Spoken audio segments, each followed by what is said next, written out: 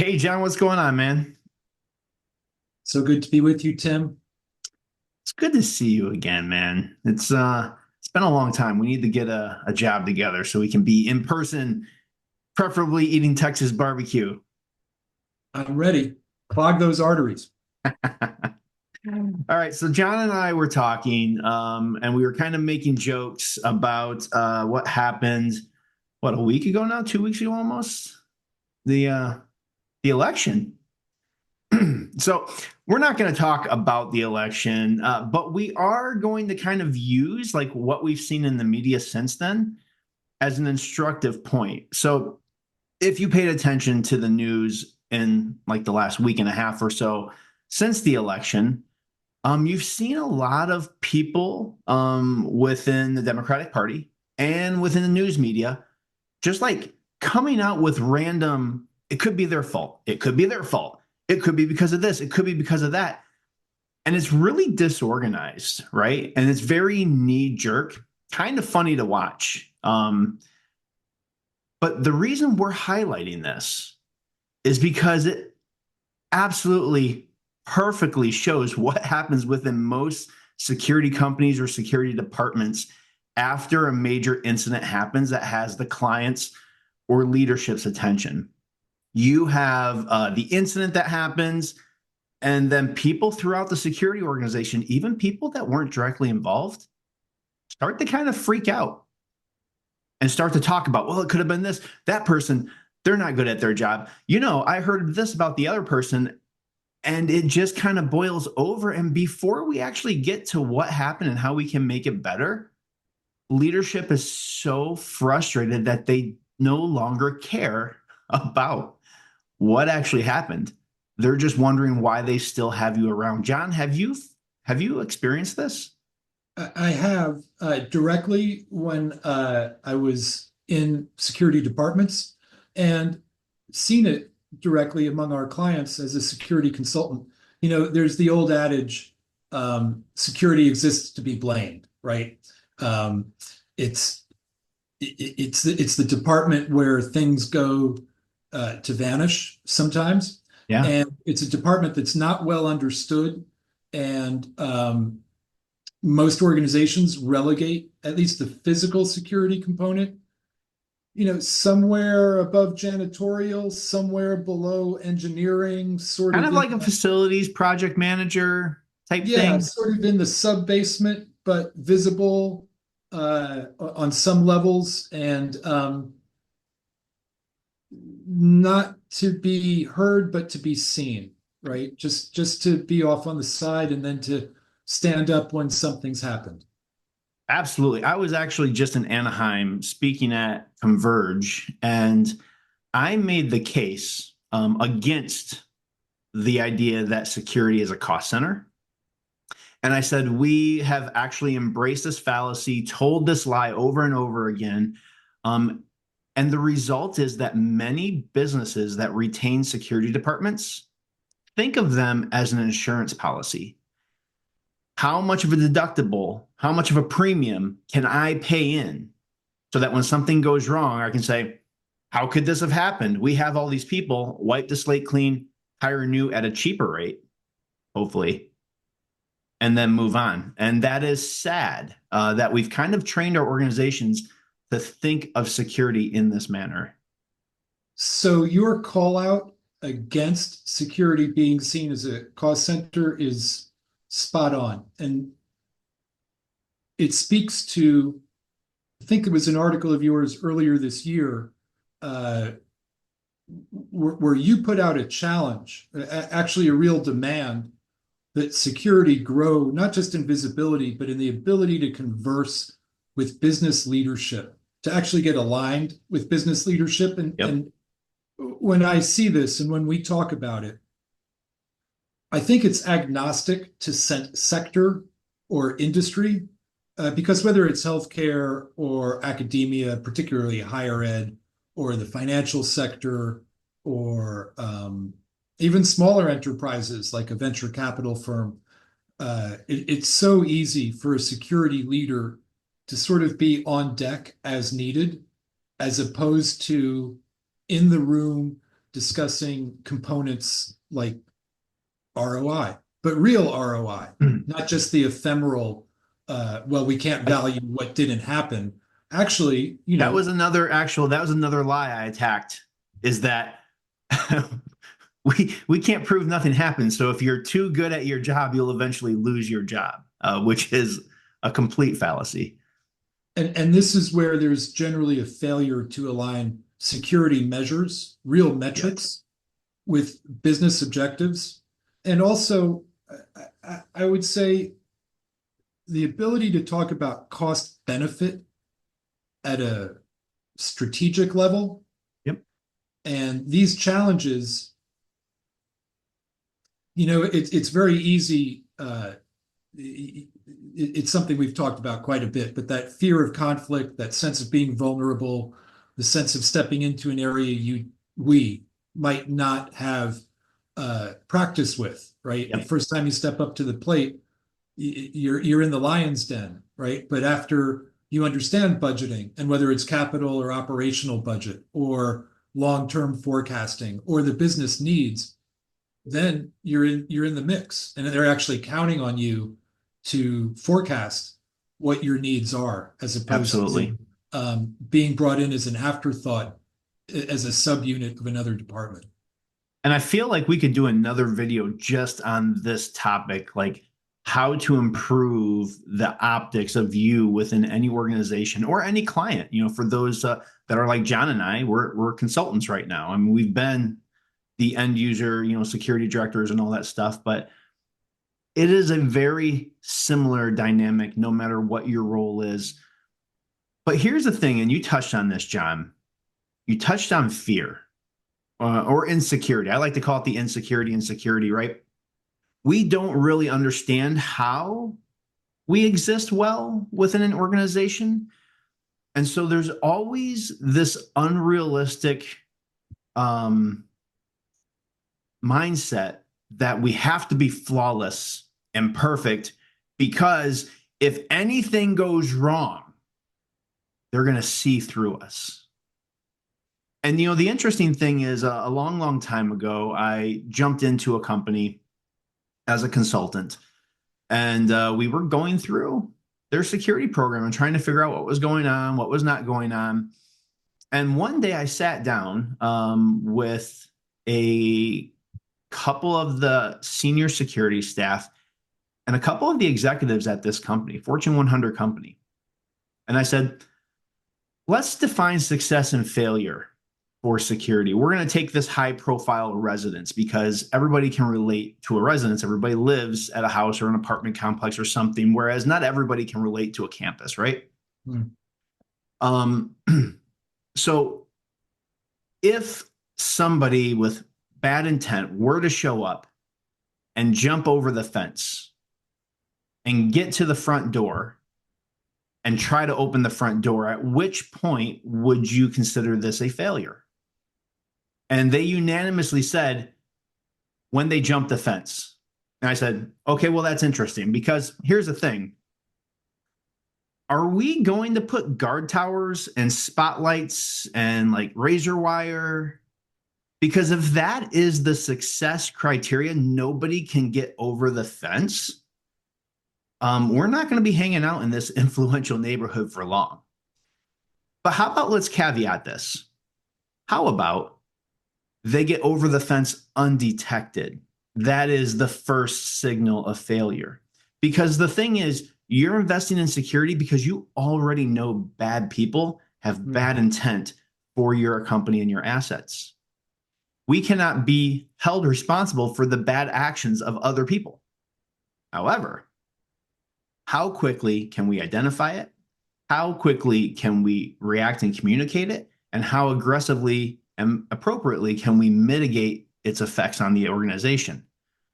And we really need to tune our own zero tolerance mindsets to a more realistic mindset and do the same with our business partners. Even that unofficial focus group that you had about where's the point of failure, there's a leverage point there for improving passive and active fortifications, right? Well, if that's the case, then let's get some detectors and some infrared on the Yep. fence and on the fence line. But more importantly, starting the conversation, as you've said in your articles, in the insecurity of security, why are we not having coffee with HR? Why are we only meeting with HR when there's a hostile termination and they want someone outside the room the separation's being conducted in? Why are we not meeting with them up front? Also, not just on a alliance level, but maybe learning about what some of these causes and patterns of hostile terminations are, and what the predicate instances are year after year, and how maybe to offset that a bit, not in any way to intrude in HR, but to become aligned with their um, policies, Hmm. procedures, and also where value might happen up front, maybe even for the benefit of the workforce and helping to offset some of these concerns. All right. Perfect. So we have the incident that happens. What causes a security organization or the people within it to start to freak out, have this spastic reaction, to start talking about opinions and possibilities and theories? And I mean, there's a place to do that, and it's not an open corporate discourse. I think the allusion you made earlier about the press chatter, all the churn in the immediate aftermath of the recent election is a great example. The fact is, if we're not aligned with senior leadership, there's a lot of flailing that happens immediately and then secondarily post incident, Yep. particularly if it's made the press, impacted stock price, if there, hopefully not, but if there are casualties associated. Um, uh, and this is where the vulnerability, the real fear comes in. And that fear is a consequence of early apprehension, of not being aligned, not being well versed with not just the organization, but having an open line of communication with senior leadership, and whether that's operations, general counsel, information management on the IT side, Yep. all of the allies that we can develop, having the confidence of senior leadership to be able to talk constructively also helps offset the internal department chatter, because they know that it won't be a flailing response. It might be a Right. harsh response. It might be unsympathetic, but at least it'll be based on an understanding of the department's strengths and weaknesses. A thoughtful, informed response is what we're looking for, right? Exactly. Because that. Dispassionate. Oh, I'm sorry. I would use the word dispassionate. Perfect. I love it. Because at the end of the day, the reason this happens within our security organizations is because of this fear of what comes next, this anxiety of, oh, well, we all still have our jobs. And if we're being honest, what kind of reaction is coming downstream from our security leadership? We are woefully prone to thoughtless knee jerk reactions in this industry. It's a legacy from our training and experience in government, law enforcement, and the military. And so here we're going to talk through a very simple post incident debrief process that I developed years ago for myself, for my programs. Anybody can use this, anybody can tweak this, and it is proven to instill confidence in both the security organization and the leadership organization of Fortune 100 companies. Because when you write this policy down, in a governance document to say when things happen, this is the process that we will follow to understand how it happened, why it happened, and how we can prevent it in the future. Successful businesses follow processes and policy. Mm. This will be respected if you do it well and are transparent. So you will keep leadership at bay, knowing that you're going to complete this process very soon. It's going to be transparent. There are going to be lessons learned, and then the organization can take the most appropriate action for itself. So, should we dive into it? Let's go. All right. So, there are 4 rules for conducting a post-incident debrief. And I would also say you should not wait until major incidents happen to do this. This should be your after action review when things went fine. You held an event and things went good. You should still do this to identify how you can improve, how you can improve your risk forecasting, how you can improve your service to the business, and how you can improve and create efficiency within your processes. This will help you identify and vet your metrics. So rule number one, understand the facts and the timeline of the incident. Rule out bias and emotion from this process. No inference, opinion, and confusion. So rule number one, the facts and only the facts. And then when there is like opinion, there's confusion about a fact, there's inference, there's my perspective.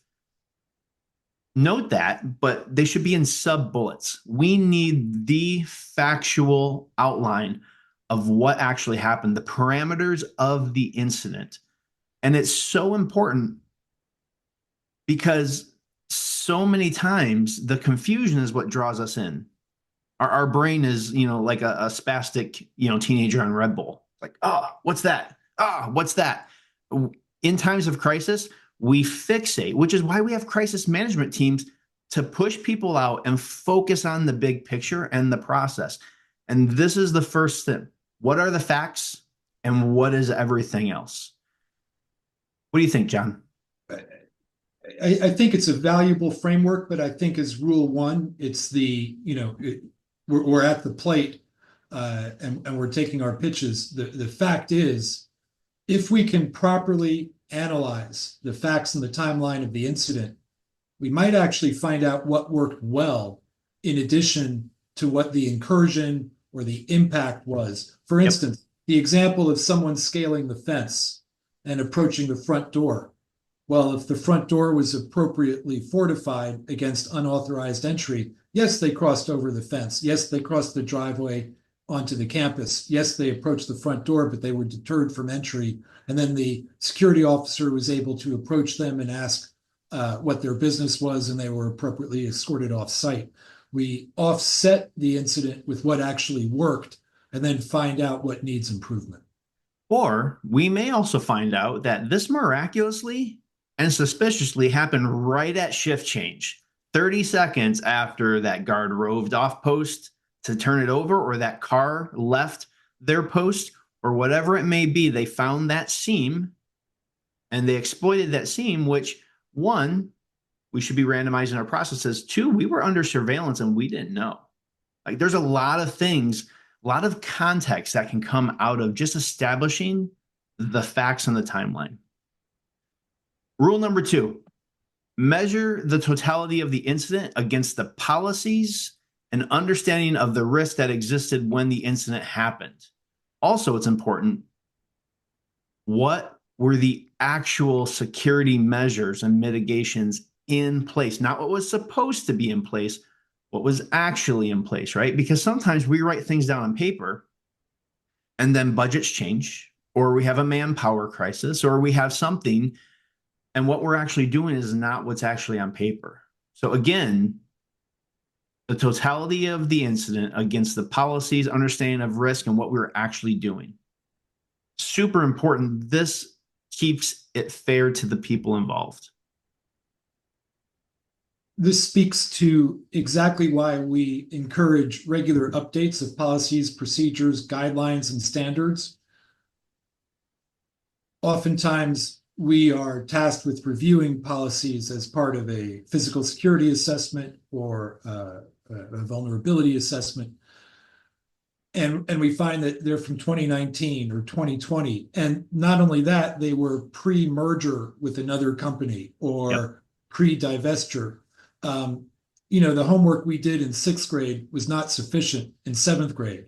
So there's a reason for updating policies and procedures, and it's to offset claims of negligence and potential litigation, but also to accurately appraise and offset current level risk exposures, which are probably very different in 2024 than they were 3, 4, 5 years ago, and may become very different by 2025, 2026. Our threat and risk landscape is changing so quickly. Policies should really ideally be reviewed quarterly, if not twice a year, but that's difficult to do. However, let's say there was a manpower issue. Let's say there was a budgetary issue. Let's say that what we were supposed to have as far as manpower, support, etc., we got toddlers knocking on the door. Um, let's say it was unavailable. Are your operational teams before the shift starts saying, hey, we are operating at this level and this is a deviation from the standards? Now, a lot of people in security leadership are like, no, I can't do that because that's calling me out. No, no, no. It's showing how you're changing with real life constraints. I mean, life is not perfect. We cannot have a perfect deployment every day. People call in sick, people can't cover. Everybody knows budgets are under scrutiny right now. Calling out what the impacts are and what we're doing in the interim while we're trying to get back to the standard that we've deployed, so important in taking care of our people and understanding how efficiently can we work. You may find out that you can work just as efficiently under certain environmental controls, certain circumstances, as you did with the big budget or all of the people. That's worth knowing. It's such a matter of scale and operating environment and setting expectations with leadership in creating those budgets and those constraints. Yep. Another thing that rule number 2 really helps with is the dreaded, well, why weren't you doing X? If I were you, I would have been doing X. And then what did we do? Somewhere in our brain, we probably said, because you told me no, because we didn't have budget, because we didn't have this. Do you document those discussions and recommendations? Even when they're said no? I mean, I'm a big advocate for not becoming emotionally involved, right? Like if I say, hey, this is what we need to do, and the business says, no, we're not going to do that for these reasons, it doesn't do us any good to get upset, right? But we don't need to let it go either. I am a huge advocate in helping the company, the organization understand the risk. And that means every quarter, every 6 months, I'm revisiting these things. Hey, we still have this issue. We still would like this proposal to be heard. And every time they say no, you ask why, and then you document that. And when you lay out the facts and they say, why didn't you? Here's why. And it's not a got you. It's a factual case. There are two things to that. Memo to file is a good friend. Yep. The other part is, and I'm wary about this term, benchmarking, but more finding out what our colleagues elsewhere are doing and how they might be implementing that initiative, working around without it, or what were the consequences others faced by having that gap, and being able to illustrate that, hopefully within the same sector, but not simply accepting it in a vacuum and burying it, right? It's a no, Yep. but it's a no now. It may not be a no next cycle, next quarter, next fiscal year. And we know that the human brain distrusts new information. People have to hear it 3, 4, 5 times before it becomes familiar enough to actually consider. And so if you are not bringing new ideas back up after the first or second no, you're not teaching and educating your organization the way they're paying you to. So rules number 1 and number 2, these are paramount to establish trust within your team and to do right by the humans that you're employing. Rule number 3, the review or debrief should focus on policy, process, and professional development. As humans, we feel like we need to find a culprit, and we already have the culprit, the aggressor or the threat actor or whatever caused the incident. But when we focus on how we can improve policies, processes, and further develop and mature our people, this establishes trust. This is a great business case for sharpening the team, maturing the team, and this is the same type of process and focus that every business unit in your organization goes through.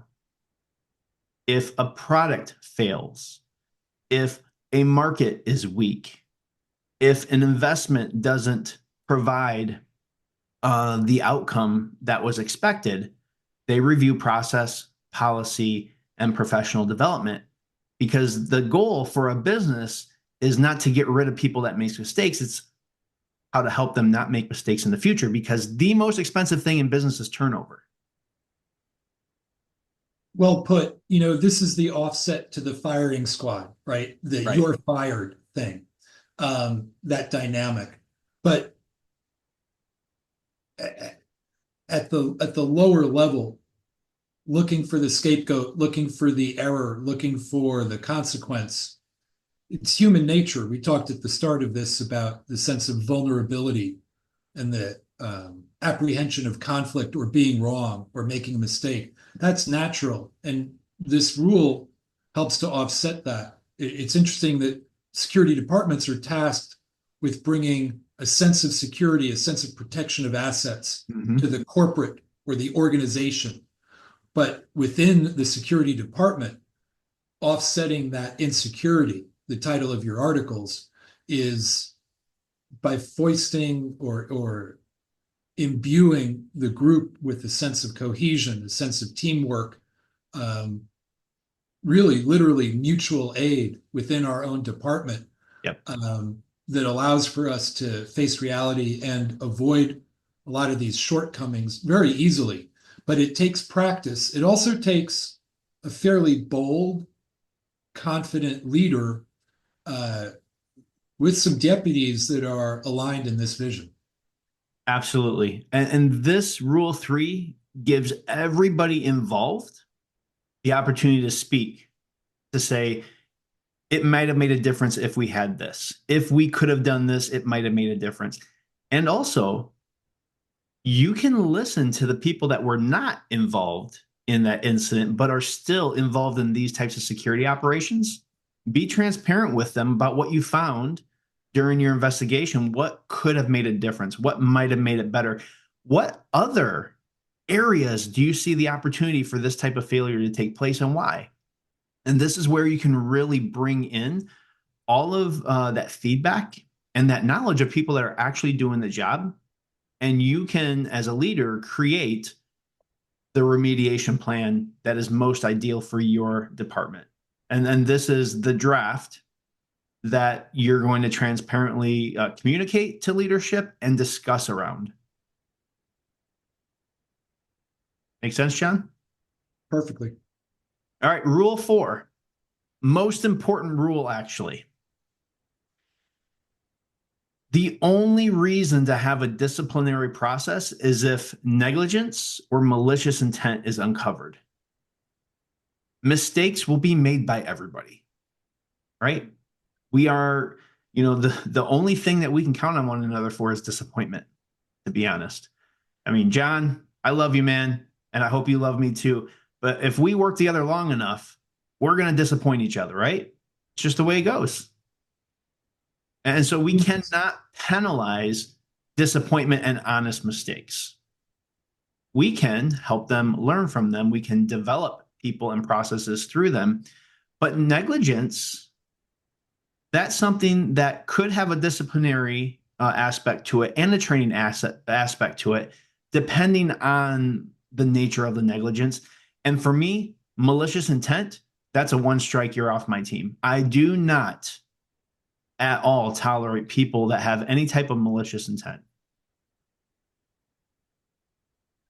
There's really no surviving that, especially in a security department where integrity is incumbent on every person, whether it's the contract security officer or the Yep. console operator or the site supervisor or even the security leader. You're well founded in that. I couldn't agree more with the sentiment, the direction that disciplinary measures are completely separate from the review process and need to be, They have because to be. we can't have apprehension going into a review process. It's just everybody's waiting for a shoe to drop or some consequence, as opposed to what it's meant to be is fact finding and lessons learned. Yep. Now, here's the caveat. If you are a leader that does not use this, if you are a leader that is still prone to knee-jerk reaction, or you still find yourself anxious at the prospect that something's going to happen, your team feels that and knows that about you. So if you say we're going to start doing things different, here are the rules, we're going to start doing this on a regular basis. The whole point is to create a firmer foundation for you, create trust within the team, and to make sure that instead of endless discipline and turnover, we get professional development. Don't be surprised when you're met with skepticism. In fact, every team that I take over, every single team that I take over, even if they had a really good leader before me, there is a distrust of the new leader. And I immediately start telling them how we're going to run things, how I do not believe fear and anxiety have a place at work, and that if we follow the way, and I establish the way, which is actually the title of the article that this is coming out of, that this will be the outcome. And people don't trust it until you make it reliable. And so this is something that needs to be dispassionately, as John says, put into practice routinely so that your teams can experience failure without consequences, mistakes without consequences. They can actually be developed and grown, and the team can come together and create that trusting environment. And once you have that, maybe especially if you're managing like a guard force, your results are going to be next level world class because your people will cease to be afraid to do their job. It takes practice, it takes commitment, it also takes a steadfast focus on these. Yep. I really cotton to the idea of practicing the after action reviews, practicing, even if it's even if thankfully, hopefully, there'd be no high negative incidence of consequence to hot wash, but maybe use a different company's incident, maybe almost treat it like a tabletop internally Yeah. for a review, but to practice this so it's a familiar process when emotions are high. Absolutely. And it's very difficult to find the peaceful state to be able to do this well. So, one, when we post this on LinkedIn, I'm going to link to the article that I put this in so that you can review it. You can copy and paste this into your own documentation if you want to. And I hope that you start putting this into regular practice. But number two, if you're unsure how to do this well, if you're not sure how to manage leadership expectations through crisis, if you're not sure how to create this trusting environment within your security team, reach out to me or John on LinkedIn. We are happy to talk you through it. We are happy if you wanted to make this a professional engagement to help you through this in real time, either on site or virtually. This will make such a huge difference. And John and I, we kind of specialize in this mindset. All right. Thanks, John. Talk to you later, bro. See ya.